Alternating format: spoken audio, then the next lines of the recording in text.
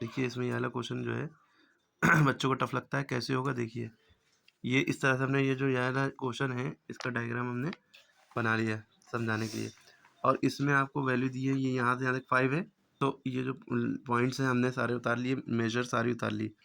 अब इसको करने का बेस्ट तरीका भाई इसका एरिया निकालना है। क्या है क्वेश्चन में देखिए कहा गया फाइंड द एरिया। अब बेस्ट तरीका ये है कि सबसे पहले हम इसको रेक्टेंगल्स में डिवाइड कर लें। अगर हमें ये पूरी लाइन 5 पता है तो अगर हम इसको हम न्यू इसका जो है कंस्ट्रक्शन कर लें थोड़ा सा इसमें। ये देखिए 2 था तो ये भी इतना हिस्सा भी 2 हो गया, यहाँ से यहाँ तक भी 2। अब हमने इसका काट के नीचे कर दिया, फोकस बस इतने में रखना है। तो ये 5 था, 5 में से 2 गया तो यहाँ तक के कितना बचा, 3 बचा। ठीक, यहाँ तक के 3 बचा। ओके, क्लियर हो गई बात भाई। ये 2 था, ये भी 2 हो गया, ये एकदम बराबर से हमने कर लिया। ये पूरा 5 था है ना, 5 में 2 गया, ये 3 बचा, ये 3 बचा। तो इतना हिस्सा इधर का भी अगर हम न्यू कंस्ट्रक्ट करें तो ये भी इतना हिस्सा भी 3 ही बचेगा, क्योंकि ये पूरा 5 था। 5 में से ये देखिए ये 2 दिया है तो 2 ये भी हो गया। ठीक, ये इतना हिस्सा कट गया, 5 में से 2 गया, 3 बचा। अब हमें लेंथ पता है 9, ये 9 तो ये भी 9। ठीक है, तो हमारा ये डायग्राम बन रहा है, ये 9 आ रहा है, ये 3 आ रहा है ना। ये 9 आ रहा है, ये 3 आ रहा है, तो ऊपर का ये एक रेक्टेंगल हमें मिल गया। इसका अगर एरिया निकालेंगे तो इसका एरिया का फॉर्मूला क्या होगा, रेक्टेंगल का लेंथ इंटू ब्रेथ। बस हमें ये नाम लिखना पड़ेगा।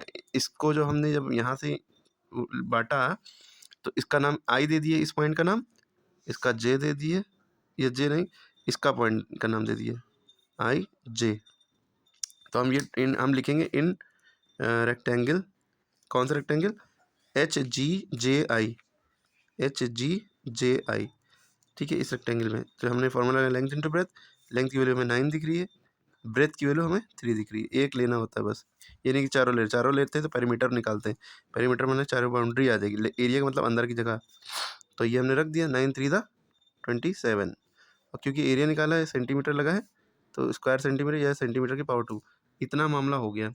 अब ये वाले बॉक्स में लेते हैं, ये वाला बॉक्स। ठीक है, इन रेक्टेंगल कौन सा, आई सी बी ए या ए बी सी आई, ए बी सी आई ये वाला ले रहे हैं। तो इसमें क्या है, ये लेंथ कितनी दी है, अगर हम फोकस करें तो ये 3 दी है और ये 2 दी है।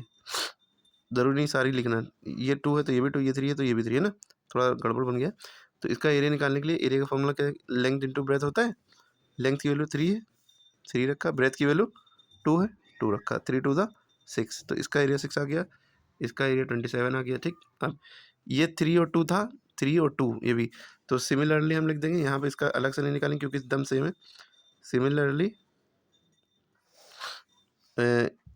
In rectangle E F J D, D है ठीक है, ई एफ जे डी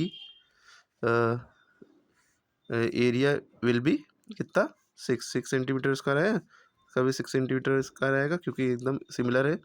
आप लिखना चाहें डिटेल में इसको थोड़ा लिख सकते हैं, तो आपको ये भी 6 मिल गया।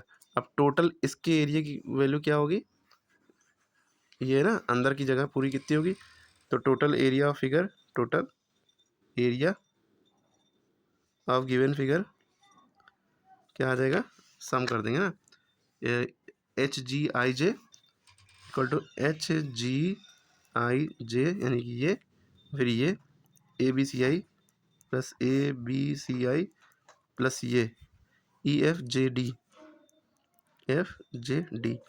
तो एच जी आई जे की वैल्यू कितनी आई थी, 27 सेंटीमीटर स्क्वायर, इसकी कितनी आई है 6, और इसकी भी 6, और ये जब जोड़ेंगे तो कितना आ जाएगा, 27 में 6 जोड़ा 33 हो गया है ना, 33 में 6 फिर जोड़ा तो 39 हो गया।